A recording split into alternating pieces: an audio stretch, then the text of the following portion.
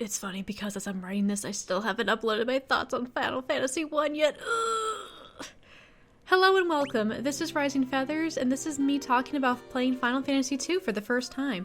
As I explained in the last video on Final Fantasy 1, I never really dived into the series before, so I've decided to go in order and play all the major series titles and talk about it. So if you missed that first video, I recommend you watch that first, then come back.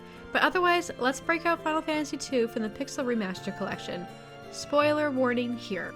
The short of it is that it's a very similar game to Final Fantasy 1. There are some changes, mostly in combat, but first, I want to talk about one of my favorite changes, and that is the story.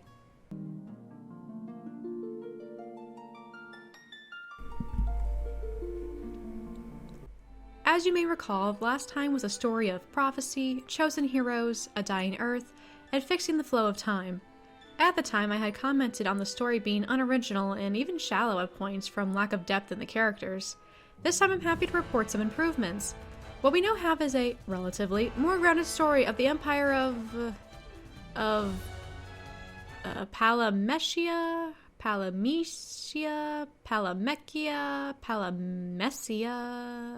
that place, led by Emperor Mateus and his army of monsters as they're in the midst of taking over the surrounding kingdoms. The heroes of this tale are Firion, Maria, and Guy, who were displaced and almost killed by the Empire before being saved by the Wild Rose Rebellion. However, Maria's brother Leon, who was with them during the attack, was not found by the rebellion, implying that he's been captured by the Empire. The trio is determined to bring down the Empire and rescue Leon, so they try to join the rebellion, but are initially denied by Hilda, Princess of the Kingdom of Fynn, the next major target of the Empire. But eventually they prove themselves worthy in her eyes. Most missions, almost all given by Hilda, are for the benefit of getting the rebellion ready to fight the Empire. We find Mithril for weapons and armor, take out the Dreadnought, the Empire's offensive airship, retrieve Ultima, and many other tasks. Because Leon is missing, the fourth party slot is often filled with a relevant NPC who we're able to customize and control while they're traveling with us. However, this comes as a gamble to the NPC. Several who travel with us end up in precarious situations and a few actually die. Oh, is it gonna be a giant boulder? It is a giant boulder. Everybody frickin' run. Damn it. Yosef, no! Go on! Get out! We not leave you. I can't hold it much longer. Run!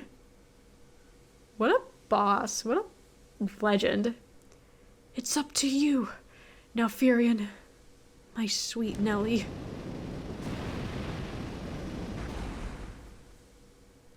Yosef! We all know cure, surely with our powers combined.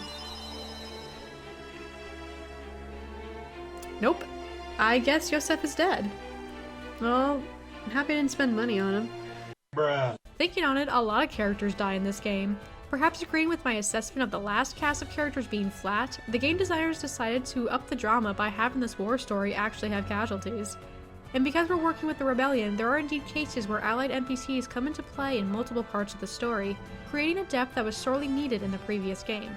The Emperor, of course, is the big bad, but in order to have our final showdown, we have to descend into literal hell, like capital H hell, and traverse it before we can re-emerge into his palace. Once defeated, he and his monsters of literal hell are gone from the world, and at last the surrounding areas that have been devastated by invasions can heal and know peace.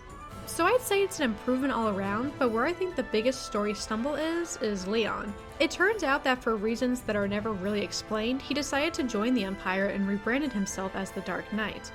We eventually fight and defeat him, but it isn't until the Emperor ultimately abandons him as an ally that Leon decides to fight on the side of good. Whether it's for revenge against the Emperor or the fact that he has turned a new leaf, I found to be unclear. Though when everything is said and done, Leon decides that too much has happened to pretend that things could go back to the way they were, and he goes his own way for now. The ending makes sense to me, but other than some line about wanting power, there really wasn't a cause or motivation for him to join the Empire in the first place.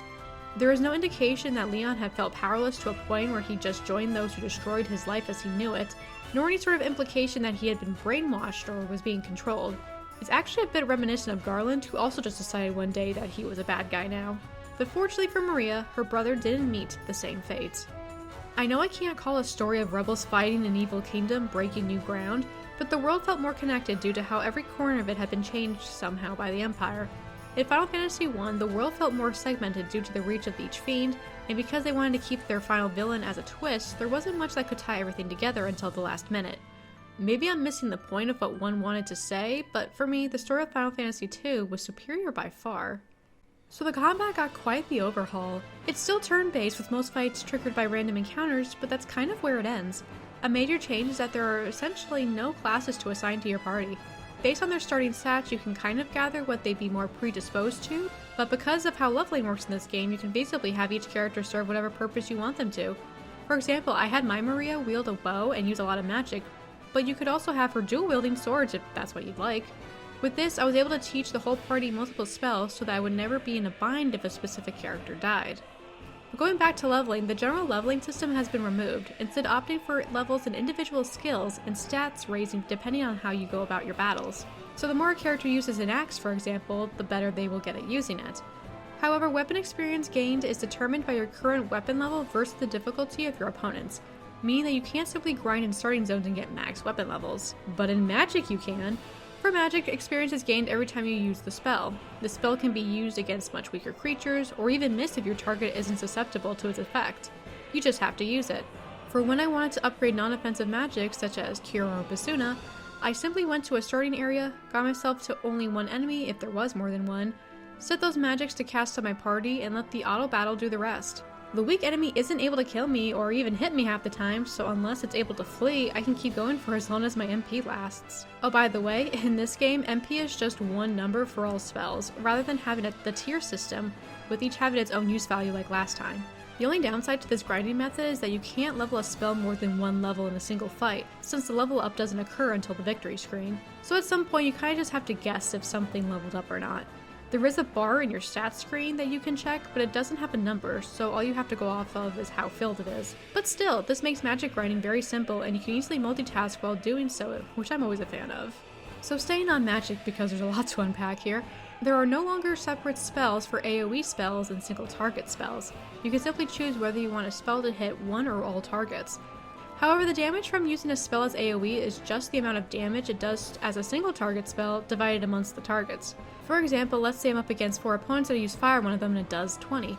And that means that if I had used it as an AoE spell, that I would have done about 5 damage on each of the 4 enemies instead. You know, assuming that the enemies don't have differing resistances or susceptibilities. I found that single target use, unless it's something being cast on your party, is almost always better than dividing the damage. Even late game enemies and bosses who had magic at over level 10 didn't do much harm to me when they opted to split the damage. And lastly is the concept of your party's formation. You can choose if each party member stands in the front or the back. Those in front do full melee damage but also receive full damage from opponents, while those in the back take reduced damage but only attack with full damage if the attack is magic or ranged. I'm sorry if that seemed like a lot. It was definitely something to get used to at first, and even after the fact, I'm still not sure how I feel about it. There's definitely more flexibility and room for creativity with your party this way, but on the other hand, you'll probably be doing considerable magic grinding, especially if you want multiple party members to be well versed in spells. I would say then don't bother doing that, but there are some enemies where you almost have to use magic against them to do any sort of damage. Both systems are flawed, honestly. But what about everything else? Well, for starters, they really set you up for success by having Minwu as your first temporary party member. He's stronger than anyone else on the team and is well versed in white magic, but once he leaves, everyone that comes in after him is pretty weak. Most have low HP and barely any MP. Using them can be tough at first, and it might be tempting just to ignore them and let them die, but I found that giving them a shield until they're able to hold their own wasn't a bad strategy. For me, Leon was the worst party member I was given. He of course comes at the very end, but he's much weaker than the rest of the party, and even with pre-boss grinding, he couldn't quite catch up.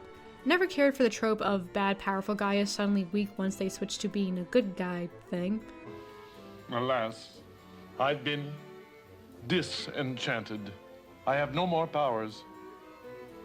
I can't even do card tricks. I do like how we got new party members, and I get the logic of having them a little weaker than the party so they don't carry you, but the gap to me was bigger than it needed to be. Keeping up with what might be tradition, we still travel by foot, boat, canoe, and airship. The differences being that 1, you can no longer have random encounters while in a canoe. 2, you get your own boat much later on, so at first you have to pay for passage across the ocean. And 3, the airship is Sid's, so you pay him to taxi you rather than getting control of one yourself. And 4 is that you no longer need to park your boat at a dock to disembark, but I barely ended up using the boat, so that would have been more handy last game. Speaking of traveling, you have way more freedom to explore this time. Before, the locations you were allowed to explore were often based on your progression. So yeah, there might be an area nearby that has really strong enemies, but you most likely won't be able to get there anyway due to mountains or some other type of barrier. But in Final Fantasy II, you can explore almost every area right away. The main reason I have several more deaths in this game than the last was due to early on trying to figure out where to go and unknowingly passed it into an area with creatures way too strong for me to handle. As long as you save frequently, death isn't a big deal in these games, so I don't see it as a major issue. In fact, due to that freedom, I was able to get the Black Mask early. As soon as I got the boat, I was curious as to what was on that island, so I went there, and seeing that these enemies weren't so bad, I was able to reach the mask before I even knew I needed masks at all. It was funny because the character dialogue was still set up to act like they knew what it was, despite me not having been introduced to it yet. While that was great, I have some opinions about the dungeons in general. They have, in my opinion, taken a step backward. They decided to make them less simple by throwing in more branching paths, but in general these tend to be a waste of time. There are plenty of side rooms like before, but 95% of them are empty. No chests. This wouldn't be so bad except that we no longer have access to that part of the map that used to tell us what was in every room in the area. So now you have to check each one manually, but when the percentage of reward is so low, it becomes annoying and tedious. If that wasn't enough, there are a fair amount of invisible access points in the walls that block off what little chests there actually are. But unlike other games that have textural differences or some other sort of indication that the player should check that spot, there is no visual difference whatsoever, so you're left wondering whether you just missed a set of stairs, or if you should just start running to each part of the wall just in case. Combined, this all felt like padding. Those room maps are what I missed the most from the first game out of everything, actually. The level of crypticness, I would say, is the same as the last, maybe a bit more so. There are indeed NPCs who will give you clues or just outright say where to go or what to do, but there were several situations where this wasn't the case. Like, I don't mean I missed talking to the right NPC, I mean I'm not sure anyone tells you. Finding Mysidia is a good example. Hilda and Gordon will tell you about the city and that you need to go there, but nothing about where it actually is. Sometimes on the map you can see where a place of interest might be, but Mysidia was not one of them. If you don't want to be lazy and look it up like I did, you could simply start looking in areas where you don't have many locations marked, but I don't like just blindly wandering around. In modern open world games, you have quests and other motivations to explore an area, but this game doesn't provide that, so it's not worth it to me. Again, another instance of maybe the game being a bit padded. So unlike the first game, I didn't get every Steam achievement for this game from the simple fact that there are missable items in this one. Chests and other items can become unavailable if you reach a certain point without getting them. For example, since the Dreadnought explodes, if you don't get every chest on it before throwing the Sunfire into it, you're out of luck. They're gone for good. I also unknowingly missed out on getting the Blood Sword because I didn't talk to Paul while the Cyclone was active.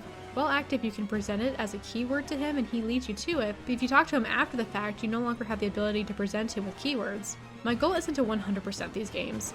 I just did it last time because it was so easy. But currently, I don't have an interest in sitting here with a guide in front of me, so I don't miss things like this. Not as a first playthrough.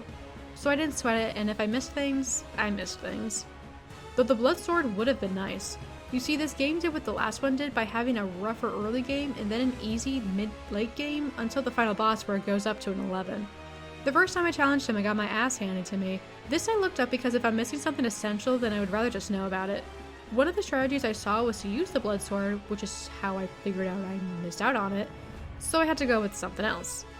I read that casting Blink on your party and then having your most evasive character be the only character in front was a good way to have the Emperor just miss attacks while you whittle away his health. Also that Holy and Ultima were good spells to use against him. This was all fine and good, but the problem was that it takes 2 dungeons back to back to get to this guy, and I didn't have enough items to grind in Pandemonium, so I had to leave the whole thing and grind with the method I described earlier.